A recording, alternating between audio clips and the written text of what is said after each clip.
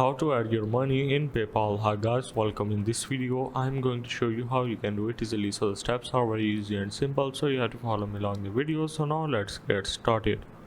So in order to add the money, first you have to link your bank account. For that, click on this pay and get paid and click on this bank send cards. So there are many methods of adding money. You can request money or you can either add it from your bank account. So for that you have to simply click on this link on your bank account, or you can also go with the credit cards or debit card.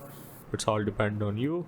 So for now you have to simply go for this bank name, bank code and your account number. But if you want to link your Payoneer or some kind of applications, something like that, so you can also go with that.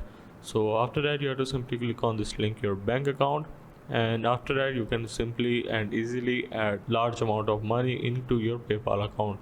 So that's how basically you can add money in PayPal.